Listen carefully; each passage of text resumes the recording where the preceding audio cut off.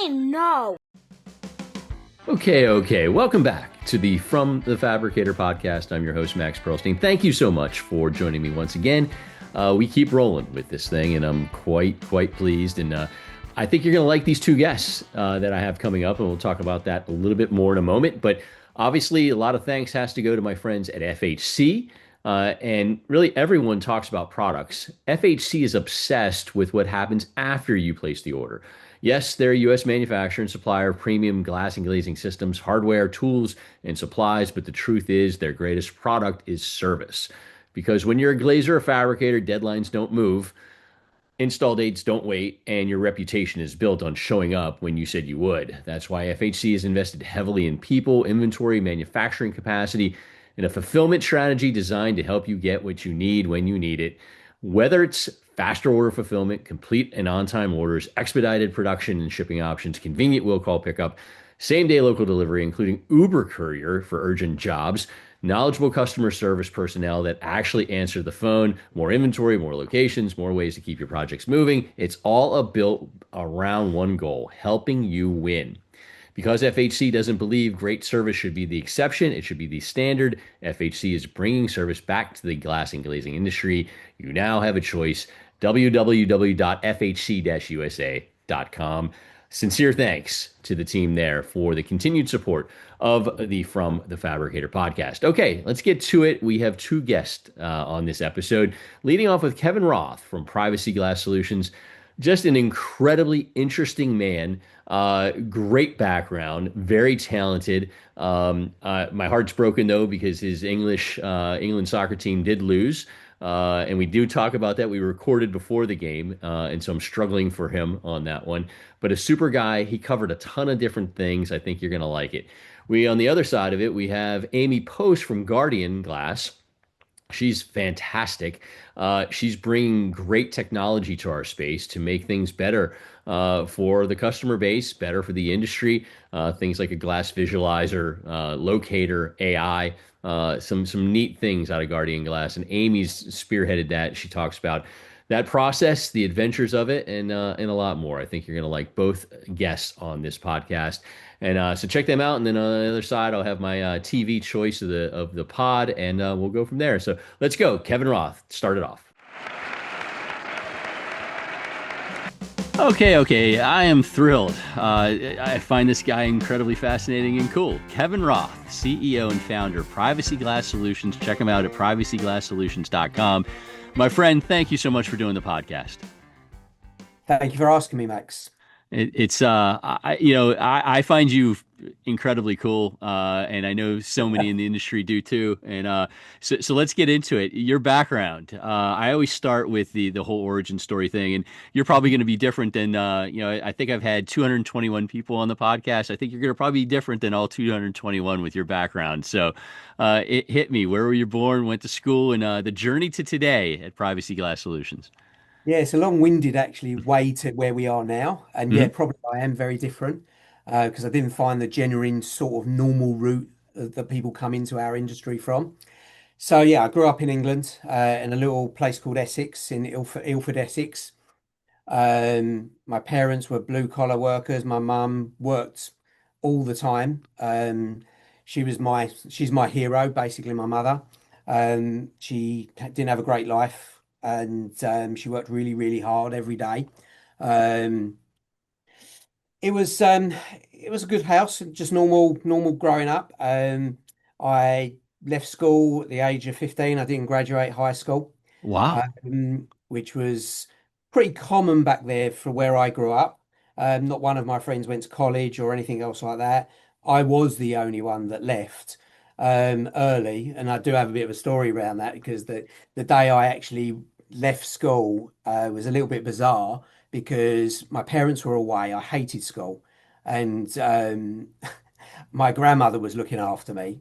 I'd just done my mock GCSEs, which we do in English, a little bit like the FCATs or whatever Okay. else they do here. And I did poorly because I just didn't want to do it. Right. Because the only exam I've ever actually passed is my driving test, by the way. Um, so I convinced my mum that I could, if I could convince my grandmother to write a letter to the school that I can leave the next day. Right. I managed to convince my grandmother to do it. I went into the school, I gave it to the headmaster, and he looked at me and he went, "Thank God for this." He said, "We've been waiting for you to leave." Oh Um, my.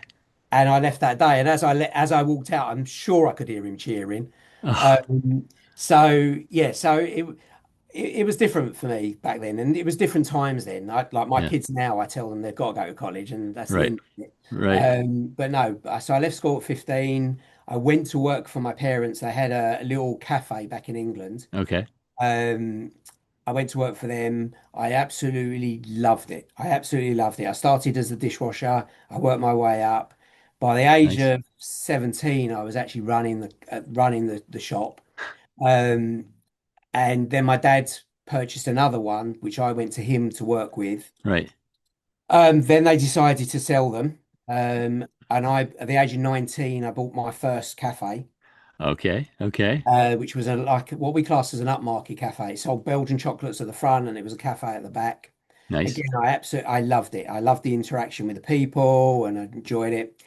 From there, I bought another one when I was tw just a 21. Hmm. Um, and then, unfortunately, about 20, at the age of 23, I was told if I don't sell it by a doctor that I should never have listened to, and I shouldn't have listened to my dad at the time as well, that uh, if I didn't sell it, I'd be in a wheelchair in 10 years. Wow. So I panicked and sold them.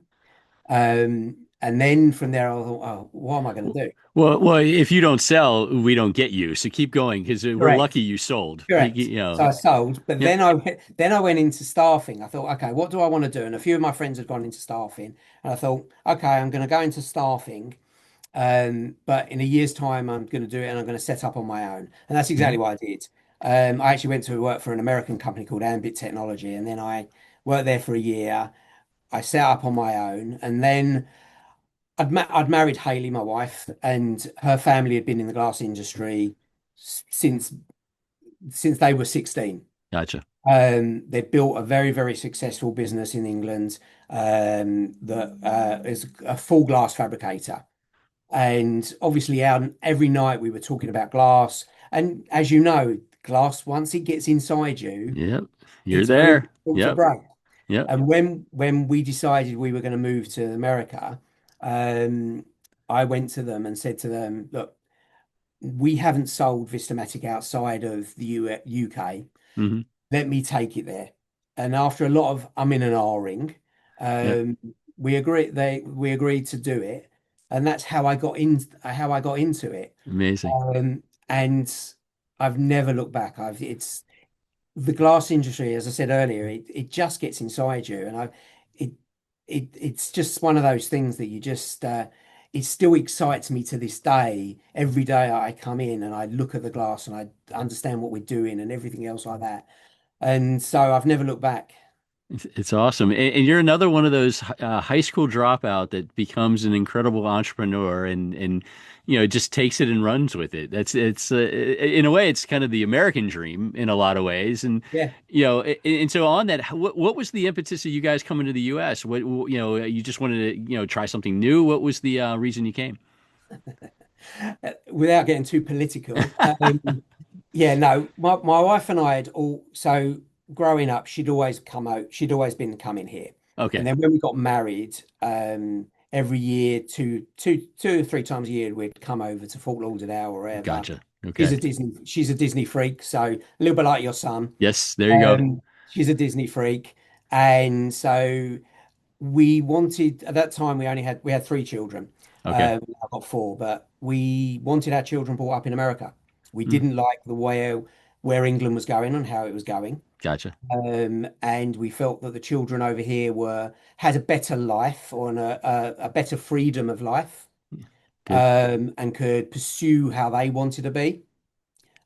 Plus, they could be children longer. In England, they Yeah, grow up a lot quicker. right. And even now, my kids are going to college, and I'm like in a mess at the moment. Yeah, But been it's there. Yeah. yeah. So that was the reason, and Okay. it was a difficult path to get here. Unfortunately, my mum became very sick at that time. The first time we were going to go, so we put it on hold. Okay. Then she got into remission, and we discussed it, and we said, okay, we're going to go. And we went to go again, and then she got it again. And so I cancelled it at the time, and we said, we both sat there. I'm a real mummy's boy, so it was we sat there, and my mum said, "Look, I want you to go. It's going to break my heart for you to go, but I want you to go because I want to be able to see what you've done." Right. Um, and she managed to get over here once before she Okay. passed. Okay, great. So it was a very, very difficult time, Yeah. but on the flip side, it's the best thing that we've ever done, and I Yeah. could never go back Yeah. to there ever. Well, I'm thrilled that you made it into this industry and made it over here. Yeah, I mean, I knew, a tiny bit about you because we've known yeah, each other for a little bit. I didn't know long any time. of that, Yeah. so that was really fascinating, especially at 15, just going out and then doing what you did in the cafe and restaurant side of things. That's something else. Did not expect any of that, Kevin, at all. Not a lot of people do. And you know what? It's if you I was never academic, never academic. I was always hands-on. From the age of 12, I've always been working. Even at 12, I had a car washing business back in England. I used Yeah. to carry around a big ladder because as you know, I'm not the tallest person in the world. So I used to carry this ladder around, and when I knocked on the doors to clean the cars, I used to say to them, "Look, I can't reach the roof. Yeah. So either I get on a ladder and wash the roof, Yeah. or you can have a discount and I don't wash the roof." And it's It's amazing how many people didn't want the roof done. Yeah, yeah, exactly. Oh my gosh. Oh my Yeah. gosh. You have it. I got Kevin Roth with me, CEO, founder, Privacy Glass Solutions, Privacy Glass Solutions, all one word, privacyglasssolutions.com. And let's talk about your company. For those that don't know, uh, tell me a little bit about Privacy Glass Solutions. Yeah, I'd like to think that we're a bit of a unique company that's out there. Yeah, Everyone thinks we're a glass fabricator. We do have a full service glass fabrication factory, right, and we can do everything that anyone else can do, from laminating, polishing, tempering, everything. But we're not. We're actually a glass product manufacturer, specifically for privacy glass options. gotcha. So we started as with our Vistamatic unit, Hmm. which when we first came here, it was one unit, two sizes, that was it. Now Right, we've got five different selections from that. We also manufacture blinds between glass, which we do completely from scratch, right, right, including making the slats ourselves. We also do switchable privacy glass, which we call our Clarity. We then also do decorative printing. And we've got some very new, exciting products coming out very soon great. that link into what we do. But yeah, so that's what we do. It's we're very unique in the market. There are others, obviously. We like to think we're at the top of the tree of that kind of thing. We're very adaptable at what we do as well. Yeah. Yeah, well, my couple of visits to see you, the one thing that really blew me away was the quality, that you had going on and the culture. I'm a big culture guy, and you just tell, that you had the culture going on, and so that makes a big difference when you're trying to run a business. Yeah, culture is everything. We have everybody that comes in here has to fit into the culture. Yeah. Um, it's as I call us, we're a dysfunctional family. Um, but that's exactly how we are. We work, we argue, we love each other, we hug each other, but Yeah. everyone at the end of the day walks out as family. Yeah. And that it's very, very important to me. Yeah, and as it should, and kudos on all that. So you mentioned a handful of products, but what is the hot product right now? Is it Clarity? Is it the Deco? Is it the blinds between glass? I mean, what's your hot one right now? Well, our biggest selling is the binds between glass because basically because of a price point more than anything else. Gotcha. Um, our hot things is obviously the things that we're developing at the moment. Hmm. We've obviously got the new product lighter that we've done our partnership with Guardian, Right. but there are other new products that we've got coming out Good. hopefully by the end of this year.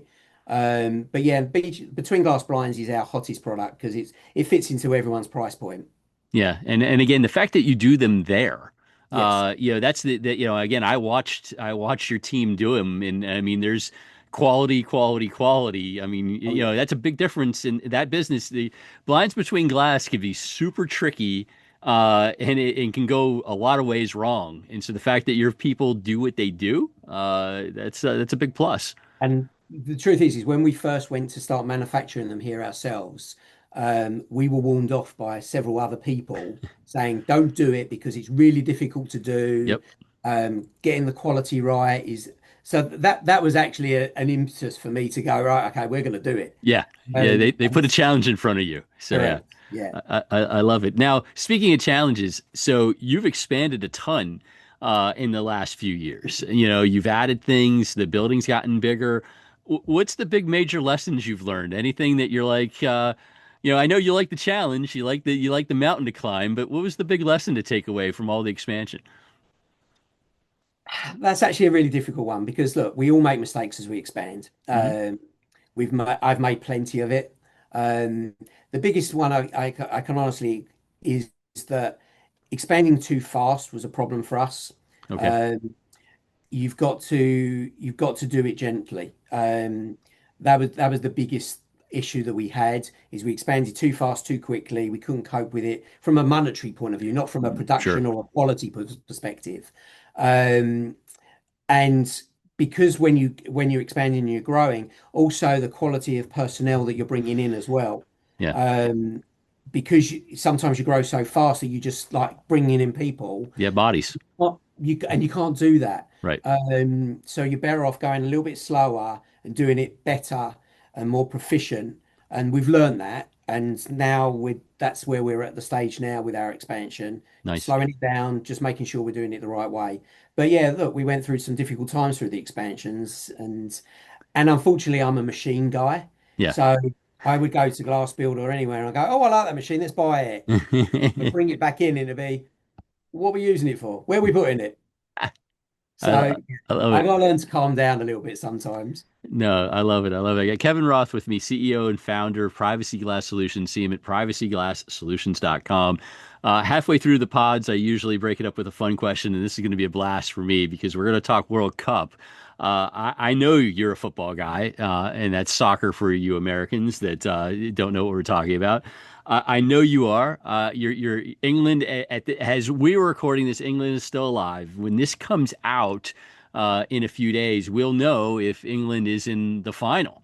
And so how you feeling about all this? Going into the semifinal game against Argentina, how you feeling about your guys? It's been that Mexico game was, I mean, did you need paddles for that game to bring you back to life? That was unbelievable. It was, I've been watching football since I was 5 years old, and it is my sport, it's my religion. Yeah, Um, but that game was just probably the most amazing England game I've ever witnessed. yeah, lots of Luckily, guts. my cousin actually was in Mexico watching it. Wow, wow. So, but yeah, no, that game was just amazing. The passion, the fight, just everything you want in a sport came through from both teams that day. Yeah, And look, England haven't played brilliant in the tournament. We're very efficient. We've done very well. We're actually very similar to a German team, and no wonder we've got a German manager. But exactly. Right. we're doing what we need to do to win. Tomorrow's game, or Wednesday's game, it's going to be different. Yeah. There's obviously the Argentina England issues that have always been there. Yeah, I hope that that's all sort of died down a little bit, but sure. it adds the passion to it a little bit. Hmm. And again, it's what makes sports so great. The how exciting that can be. I think it can go either way. If we go at them, I think we can beat them. If we sit back and let them come at us, I think they'll walk through us. Right, right. Um, You give them too many shots. It's yeah, always dangerous. correct. But they've shown in their last couple games I said to you before we started recording, they're playing with fire, and they could get burned Wednesday, and hopefully again when people are listening to this, they're saying, oh yeah, they got burned.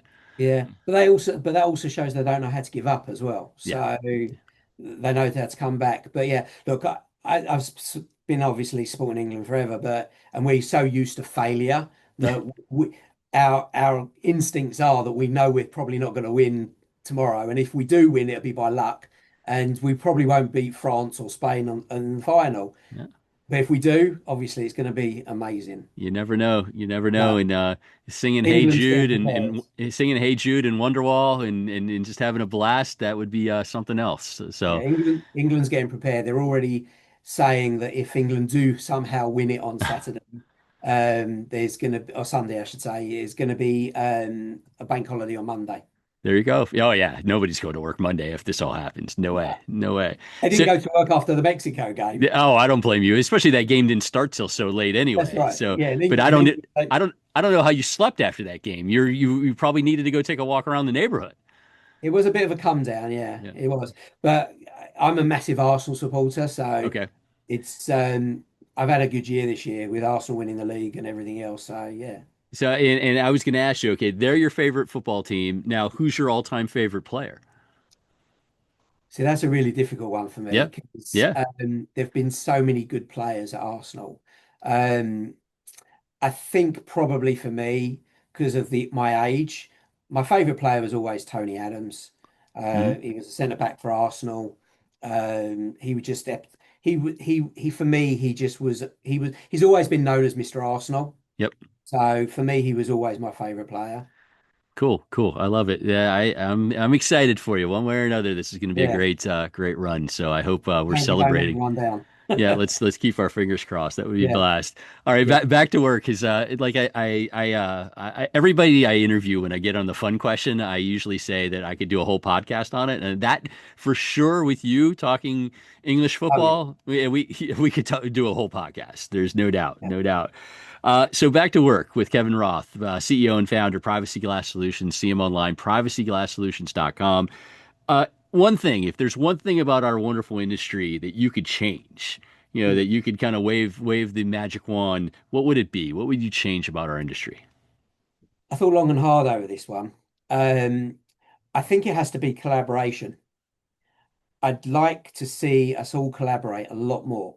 Yeah. Um, we've got to get over this fear of other people stealing or thinking that other people are going to steal our projects or steal this. We've got to trust our partners, and if not, find better partners. Right.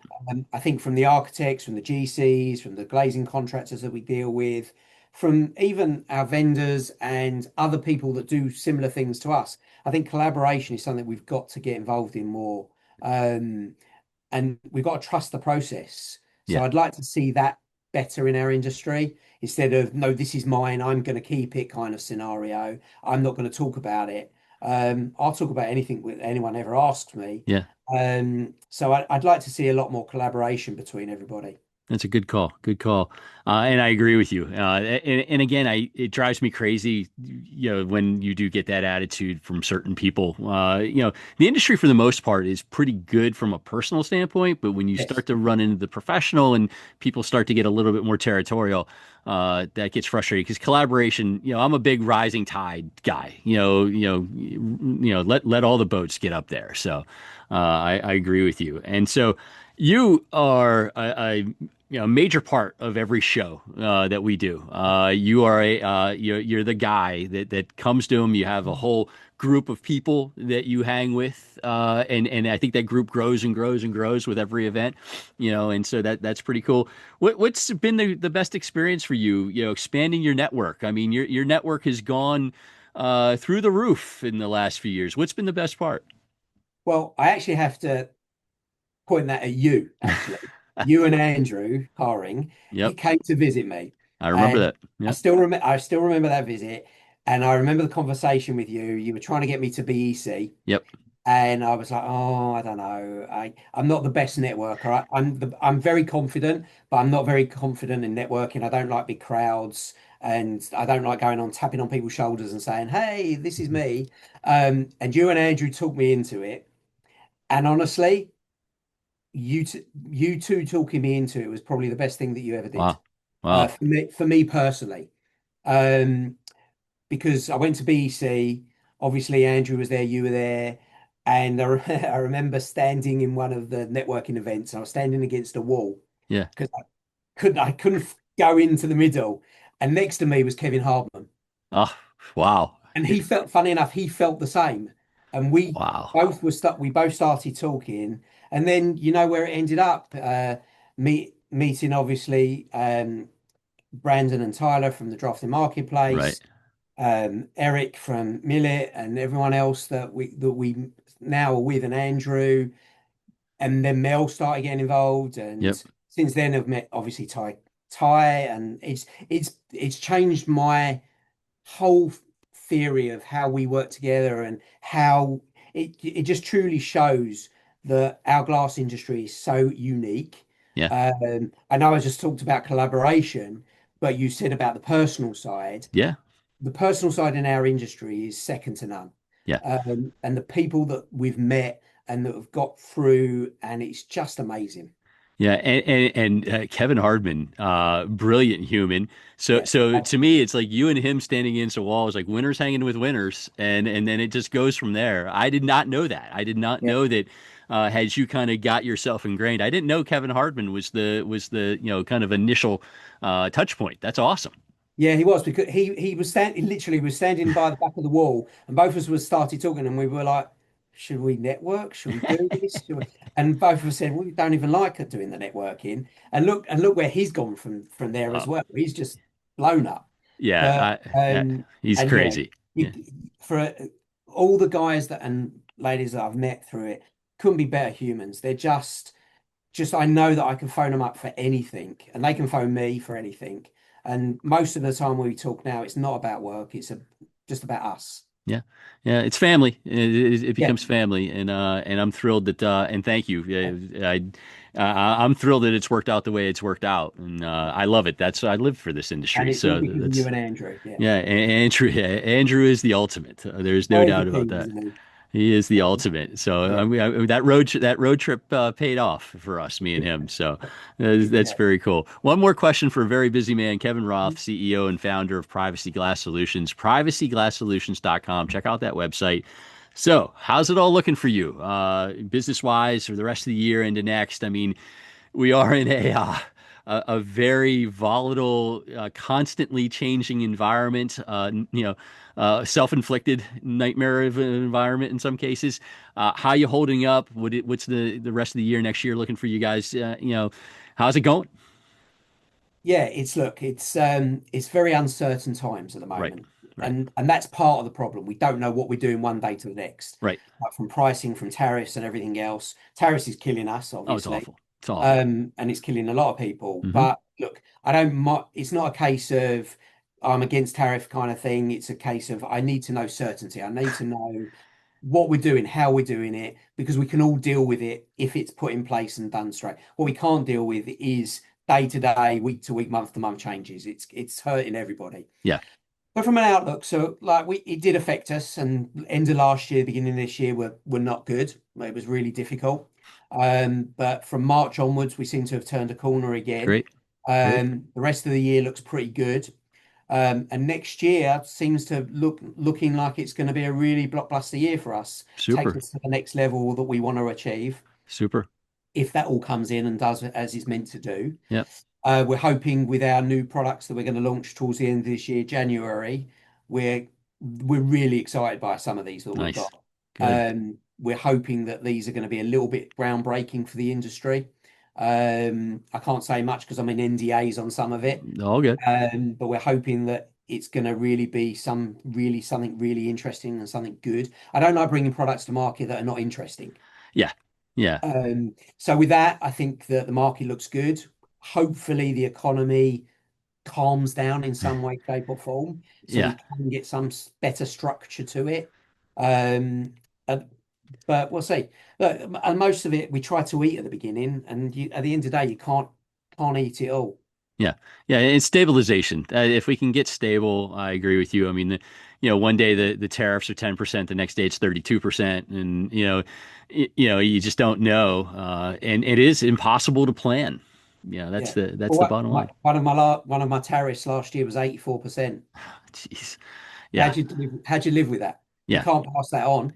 No, no, no, it's impossible. And when you talk about the new products, and you have always had, again, I've known you a few years, but you've always had a very discerning eye and an eye for quality. Like with Vistamatic, I mean, you could point out, like the features that made it special and Mhm. different and the quality aspect. So when you say that you are really into these products and you're focused on, how good they can be, I believe you 100% because I've seen you in action. Yeah, thank you. Yeah. Yeah. I want to excite. It's got to excite me. So if it excites me, then it's going to excite the community. Fantastic, fantastic. And I assume I'll see you at GlassBuild. Are you going to sneak out to Vegas? I mean, You are seeing me I last. just built you all up about all the shows, so I'm just guessing here that you'll be in Yeah. Vegas. Well, I've just done GFAB. I was at GFAB. Hmm. That was very, very good. I'm now, yes, Glass Build. We're not taking a booth this year. I'm Right. just going to book the show. I feel like I miss out a lot when I'm not walking the show. So Yeah. this year I want to walk. So yeah, I will be at Glass Build. Yes. It is a big difference for a guy like you when you're tethered to the booth, Yeah. and when a show's that big, I mean, sometimes you don't get to see everybody when you're No, I tethered have to the serious booth. FOMO. Yeah, yeah. Yeah. So good call by you. Good. Well, I look forward to seeing you in Vegas, and As- I really hope we're celebrating a big win this weekend. We'll obviously keep in touch, but we'll be rooting for you. And Kevin, thank you so much for doing this, taking the time, and Thank you for keep asking. up all the great work. Thank you. Thank you, Max. Thank you, sir. Cheers. Hey Glazers and Fabricators, FHC, the frameless hardware company, is here to support your business. In addition to offering a complete selection of glazing tools and supplies to get the job done right, we design, engineer, and manufacture a comprehensive offering of frameless shower door systems, heavy glass doors, aluminum entrances and storefronts, architectural railings, transaction and display hardware. Privately owned and American made, FHC prioritizes you, the customer. You now have a choice. Visit fhc-usa.com. Okay. Thrilled to have Amy Post, Commercial and Marketing Segment Director, Guardian Glass North America. See everything that they have at guardianglass.com. Amy, thank you so much for doing the podcast. Oh, thanks for having me, Max. Happy to be here. It is great to have you here. I can't wait to get to know you a little bit, and I think we have a really cool slate of topics to talk about. So I'm excited to get into it. But I always start with your background, the origin story, Amy Post, where you were born, grew up, went to school, and your journey to today. Give me a little bit of the Yeah. background. Okay, I'll try to give you the Cliffs Notes version because Okay, all good. I did not take the traditional path that many people here at Guardian have taken where they're here, 25, 30 years. So, Right. give you a little lay of the land. So, born and raised in Michigan here. So, I Okay. am currently in the Detroit area. I was raised in the Detroit area. I did spend some time in West Michigan and also in Pennsylvania, which I'll talk about in just a second here. Sure. But so yeah, I went to Grand Valley State University, which is Okay. in West Michigan in the Grand Rapids area. And then after I graduated from there, I had a degree in broadcast journalism. So I actually got my start in the world of marketing, I like to say, as a news reporter. Okay. So Okay. I like to say, marketers are storytellers, and so are journalists. So started my career in a little town called Wheeling, West Virginia, right there near Pennsylvania. You could drive through the Panhandle and be in Ohio. And I worked in a bureau just west of Wheeling in Ohio in St. Clairsville. And then I got recruited over to Johnstown, Okay. Pennsylvania. I Okay. was a Gotcha. reporter there as well. And then my husband got transferred back to the Michigan area, so I decided kind of wanted to take a little break and try something new. So I got into a little bit of sales and then a little bit of marketing, and realized that that's what marketing is telling great stories. Right. So then that led me to a company you're probably somewhat familiar with, ODL over Yep. in Zeeland, Michigan. Absolutely. At the time, just a door glass manufacturer, but now they are a full door system Right. solutions provider. But spent 5 years there leading their marketing team. And so that's really when I got the bug for glass. I did do a couple years stint in coatings here in Detroit Okay. uh, for a big PPG coatings distributor. So all of that led me here to Guardian, where we coat glass. Right. So and make obviously manufacture glass as well. So happy to be here working on segment leadership. Have my hands in a little bit of everything from marketing to sales enablement to chasing glass some days. Yeah. So uh, Yeah, a little bit of everything. It's very exciting, and I love what I do. Yeah, you're in a great place. Obviously, leader in the industry, so it's great to have you there. And for me, I'm a little bit of a geek on your past because I was in the broadcast world way, way, way, way back in Pittsburgh. So I'm very familiar with Johnstown, very familiar Oh with yeah. Wheeling. My brother was a part owner of a company in Wheeling that's in our industry, W.A. Wilson. That's So I right. know the areas. I know the television business. My best friend's a talent agent, and so I still review reels here and there. So. I would love to do that. It's a blast. It's a blast. But you would also be horrified by some of the reels that are up there. I I mean, would have been absolutely. horrified at my own reel, Oh, if me I'm too. being honest with Could you. never watch myself. But Yeah. no, it's awesome that you did it. And I love having you here in the glass business. And you made the stint at OEL, and now you're here at Guardian. You never leave the glass industry once you're I in it. know. So you're with us. Yes, I thought I was leaving it, and then it sucked me right back in. But That's right. happy to be here. It's been about 14 months here at Guardian, so getting my feet firmly on the ground now, I Well, say. you're in a great place for sure. So let's talk. One of the things that you are doing at Guardian is, working the digital perspective, industry change. We are like a glacier in our industry on a lot of things. We do not move quickly. We Mhm. do not embrace change quickly. And so you're stepping into this role at Guardian, trying to get, things kind of up to speed. So talk a little bit about what you've got going on and kind of that process because Yeah. there's a lot going on that you have under your purview, and it can't be easy. I'm guessing because I know our industry. Right. Yeah, and I would say I think for Guardian specifically, we're a leader in this movement of trying to get our industry to kind of turn the ship.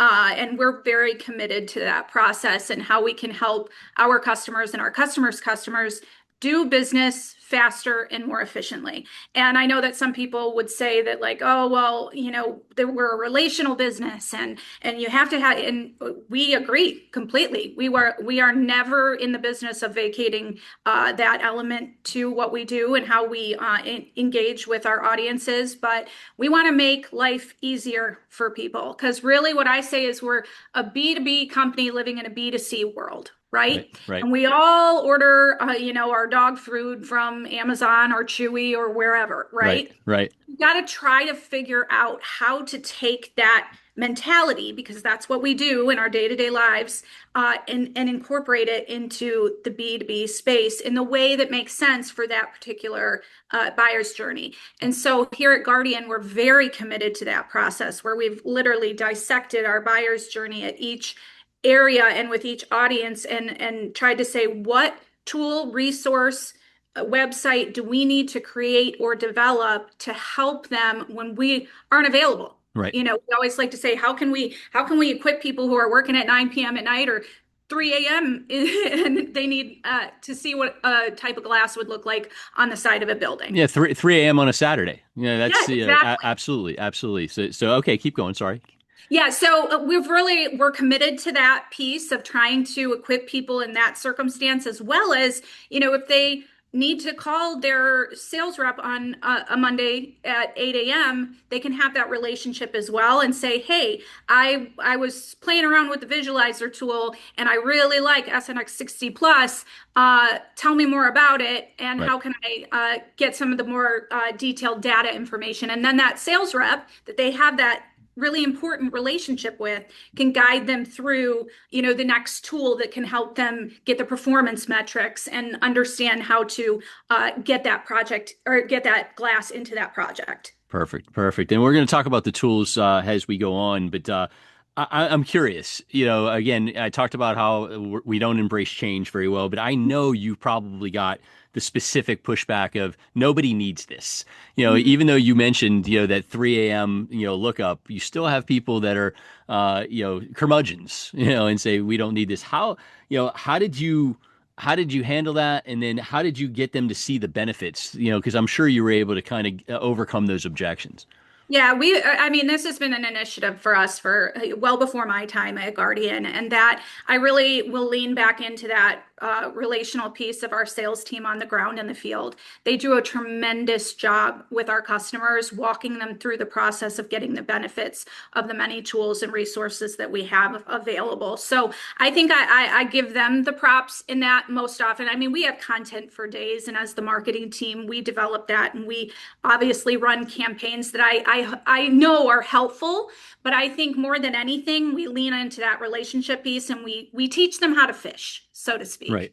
Right. And that makes a lot of sense. And your salespeople are fantastic. I know several of them, and I could see how they could be such an important part of this process. That makes your life a little easier for sure. Right. And that goes back to, I mentioned at the beginning, it's more common than not to meet salespeople or people within Guardian that have been here for decades. And we realize that. So we are going to lean into that knowledge and understanding and really use that as a tool in the field to help those curmudgeon customers that don't want to move forward.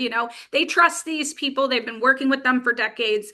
And ultimately, at the end of the day, most of our customers know that they have to evolve. So they're willing to take it to a point, and then we just got to keep on teaching them to fish. Tremendous, tremendous. I've got Amy Post with me, Commercial and Marketing Segment Director, Guardian Glass. Check it all out on guardianglass.com. And, we're talking about that personal relationship aspect. And so you do have it nailed with the fact that this is a relationship-based industry. I mean, it's that's a lot of people make their decisions buying wise on their relationships, what they look at in relationships. And so you probably got a little bit of a tiny bit of pushback, maybe from your salespeople, possibly, that digital could lessen the effects of that personal relationship. But I think the world's changed. I think it only enhances it. I think that giving your salespeople this tool is just, like the old days of bringing a customer donuts. I mean, it's to me, it enhances the relationship. Yeah, well, and we still sometimes bring donuts, so know that. But yeah, and I think as we, we continue to see the industry evolve, you're seeing some of that, some of those older millennials now moving into those leadership positions. And I really think that, we got to think, I remember a time where we didn't have internet, but those days are starting to pass us by, of people that are moving into these roles that they've had it their whole lives. Yeah. Right. So they don't understand a world without it. So you're getting right now you're getting a little bit of a mixed bag of the folks that are maybe a little bit more hesitant, but they're getting encouraged by those that are moving up within the industry and that they don't know any different. So we better be ready here at Guardian. And we say we better be ready for those folks to take the reins and to have the tools and resources that they need. Perfect. And we're going to hit tools and resources in a moment, but I always like to bring up a light question about halfway through the podcast, and we still have a lot to cover. But you're my first guest in over 5 years of doing this pod. I think I've talked to 222 different people on this pod, and you're the first person I had a question given to me of what I should ask you, just because the story is pretty amazing.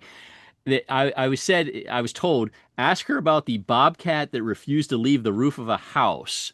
And it probably comes from your TV days, and I'm amazed just out of the gate, because bobcats are not the nicest of animals.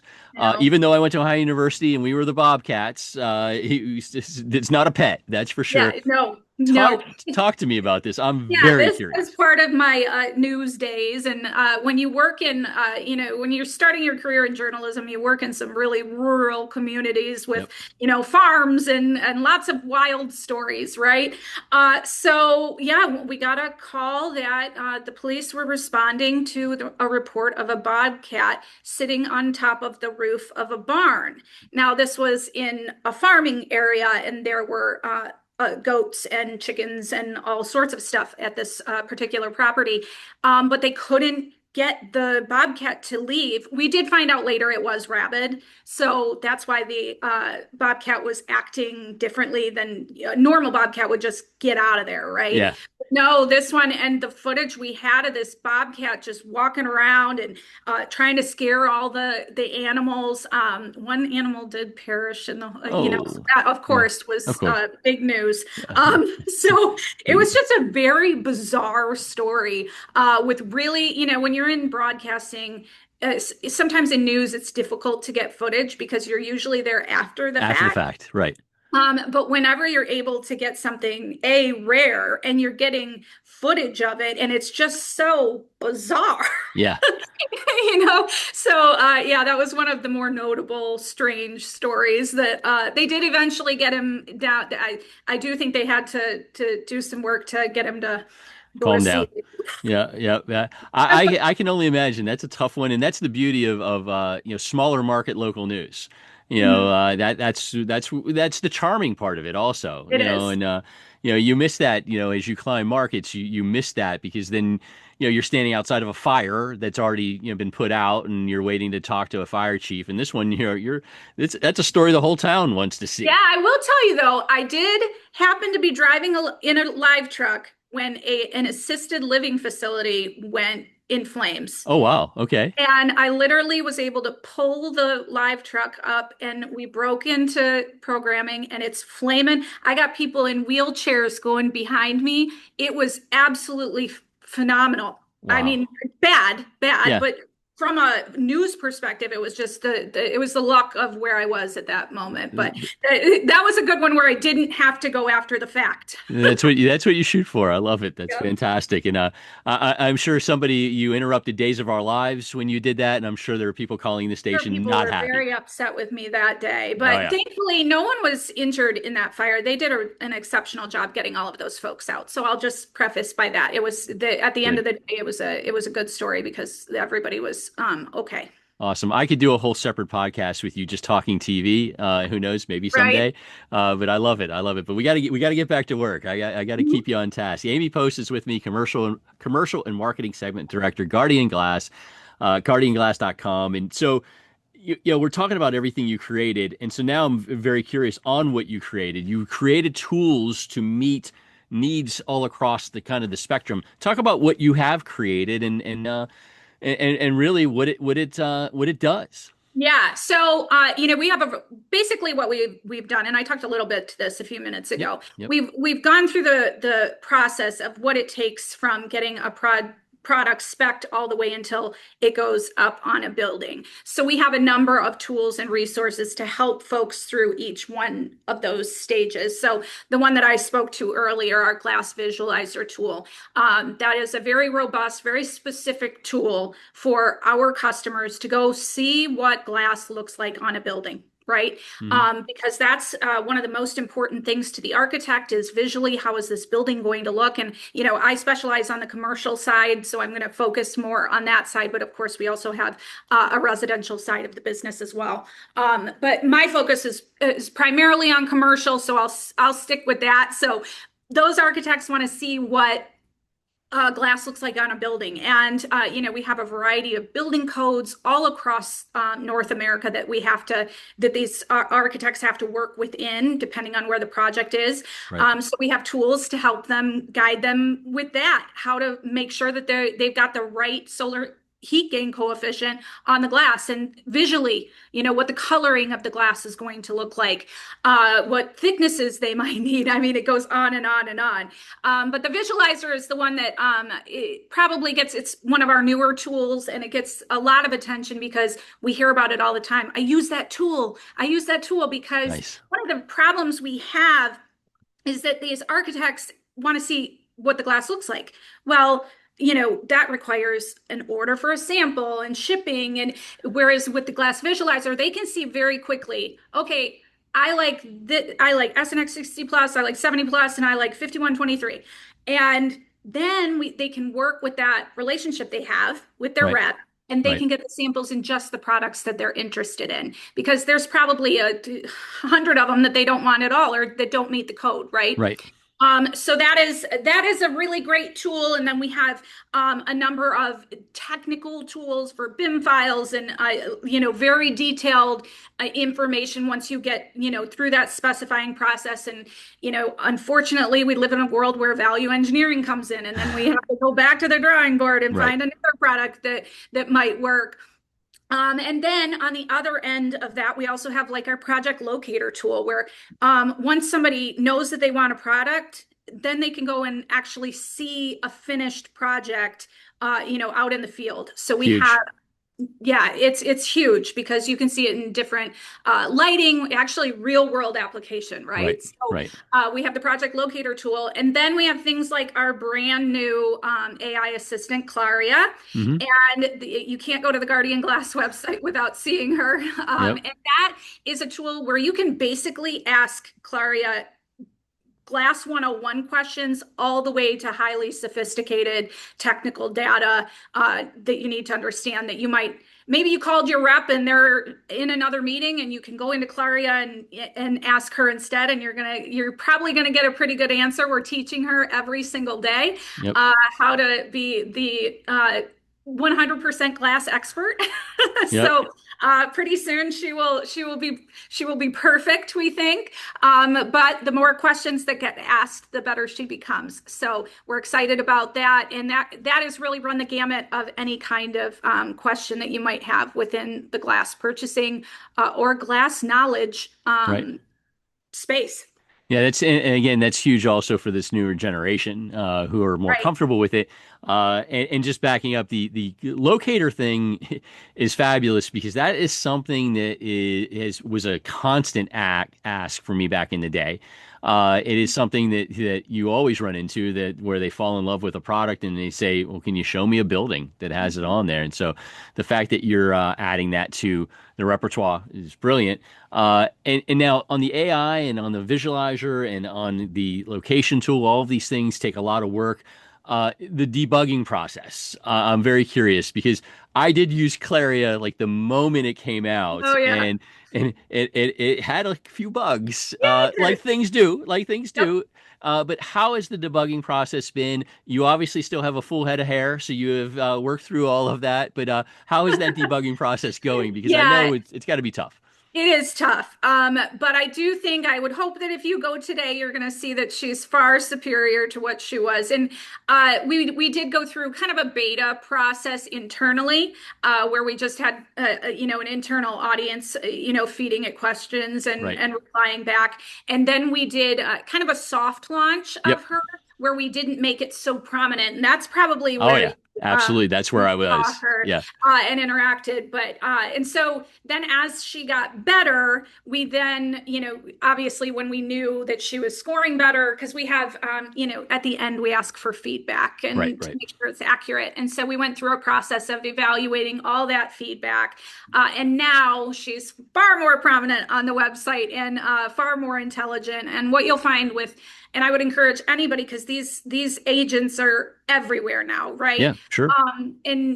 Always verify, trust but verify. Right. Right. If there's an ability to do that, if you get the answer, you can call your rep and make sure, if you're still not 100% sure, that she's correct. But we have a concentrated team dedicated to making sure that any answer that would come back unclear, or if it was wrong, we haven't heard a lot of flat out wrong ones Yeah. lately.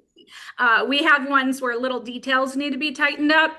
But for the most part, I think we're on a really good path to getting her to perfection. Yes, I love it. Well, and again, the little details are all a part of the learning language model of just things that you don't think of, things that it just needs to dig a little deeper. And I'm sure you're addressing them as they come up. And I give you guys credit because that's not an easy lift. No, it is not. And we have a fantastic digital team that works tirelessly to make sure, the minute something comes in from Claria that's not maybe not as clear as we'd like it to be, they are right on it. So Love it.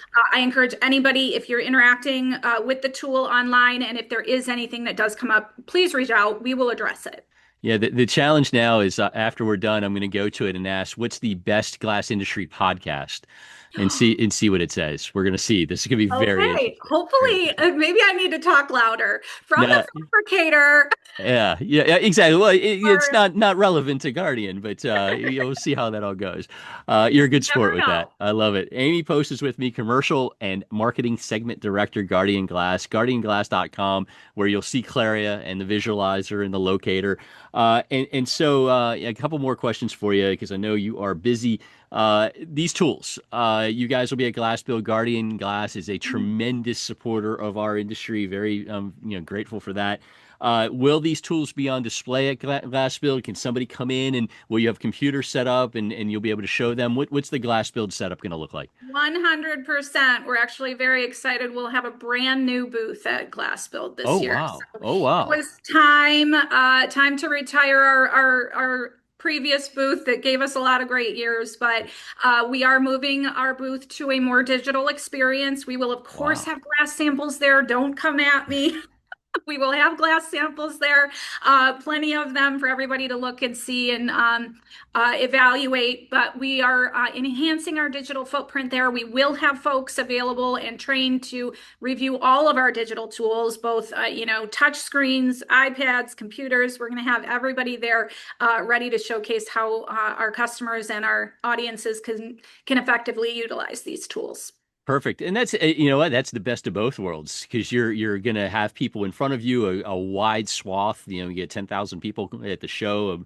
Quite a few will come through your booth, and then Mhm. you're able to get some immediate feedback. Which is nice, and reach a lot of people that again, it's hard to reach everybody in this industry. So Exactly. Yeah, GlassBuild is a, fantastic resource to us to get everybody in one place. That's what we say. The opportunity to have everybody in one location at one time and to be able to meet with so many in one place is just invaluable to us. So that's why we continue to support the show and the NGA and all of the associated folks because we believe that event is key to our industry. Well, thank you. For me as an industry guy, I'm grateful because again, companies like you, we don't go very far without the support of companies like Guardian and what you're doing, Amy. So that's a huge thing, and I'm excited to see it. I'm excited to see a new booth because I Yeah. love your old booth was nothing to sneeze at. So this is going to be very, very Well, cool. thank you. But if you Yeah. peeled back the layers a little bit under there, you would see that she was starting to hurt a little bit. So, Oh yeah, yeah. yeah, That booth has been moved around quite a bit, so no doubt. yeah. Yep. And so we decided it was probably time to give it a refresh, and we're excited to be able to unveil that. It's definitely literally moments before this podcast, I was in a meeting looking at renderings for GlassBuild. So excited to unveil that and have an enhanced digital experience as well as, our traditional glass samples so that people can see what we're working on and what we're cooking up. Great, great, great. I love it. So, last question. Aside from what we talked about today, the digital footprint obviously huge. These news tools huge. Everything that you've been able to kind of push the company towards. What else has you excited about the future from Guardian Glass? I mean, again, your fingers are thinking a lot of different jars. I mean, but is there anything else that has you particularly excited about what's going on over there?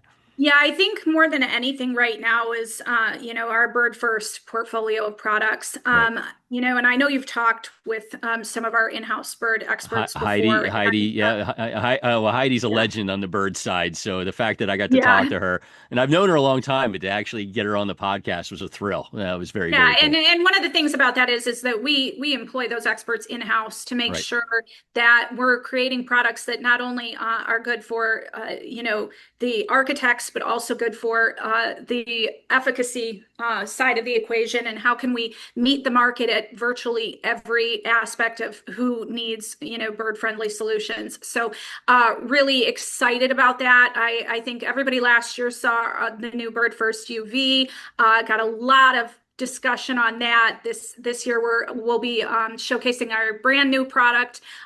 Within that product portfolio, it will be our Anthem Great. display at the show this year, and I think that will also create a lot of chatter. We do believe we are the self-proclaimed leader in the bird-friendly space, so we're excited to continue that journey and showcase the latest in our products. Wow, things are going to be jumping at the Guardian booth at Yes, for GlassBuild. sure. And we'll have happy hours again too. So everybody needs to join us for the first 2 days of the show. In the conclusion of the show, we do have a happy hour. We'd love to have everybody out. Come see what we've got going on. Those happy hours are jumping too, by the way. They are. Again, you're kind of almost keeping it. You're not playing it up as big as it. It's a good time. So Yeah, it is a good definitely, time. yeah, definitely a good way to blow off some steam with that last Well, hour and of the going show. back to that relational piece, Yep, yeah. we really value that part, and we know people talk about our happy hour and expect us to have it, and can't wait to get over there after a long day on the show floor. So we look forward to seeing everybody. Fantastic, fantastic. Well, I've had Amy Post, Commercial and Marketing Segment Director, Guardian Glass. Check them out, guardianglass.com. Amy, thank you so much for doing the podcast. I'm excited to meet you in person at GlassBuild, Yeah, and for looking sure. forward to seeing everything in the new booth. I'm a geek that way. I'm like, oh my gosh, No, a I new know. I booth. feel like I'm wearing like a new outfit. Like Yeah. it's gonna So, be like I'm showcasing some brand new fun shoes or something. I'm excited. So looking forward to that. And just thanks for the time and thanks for the info. This is exciting. I love pushing us forward as an industry, and whether it's this or the Bird First and the Bird portfolio and all the things you guys all do. So thank you so much, and thanks for doing the pod. Really appreciate it. No, thanks so much, Max. All right, we'll see you soon. Thank you. Okay. Thank you, Amy. And thank you before that to Kevin. I think they're fantastic guests, and I appreciate them taking the time. Also appreciate the gang from FHC for their continued support of this podcast. You do now have a choice. FHC is bringing service back to the glazing industry.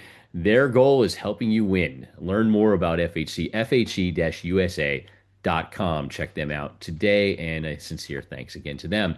TV-wise, Kevin and I talked about the World Cup. That was dominating over the last month of what I watched, but did sneak in a few other things. But the main one to tell you about is the Earth, Wind, and Fire documentary. That's on HBO Max. If you're a music person like I am, most music documentaries get you. This one did, but this was really, really well done. Great look, very interesting leadership of the band, timeline, talent. Really, it'll get you thinking. So Earth, Wind, and Fire's documentary on HBO Max. That's the pick of this month. And now without World Cup soccer, I'll have to go back dig into my queues and get you some different choices on the next From the Fabricator podcast. So that wraps things up for this time out. I hope you enjoyed, and I look forward to seeing everybody soon. Thank you so much for checking it out, and see you next time. Oh, the music is stopped.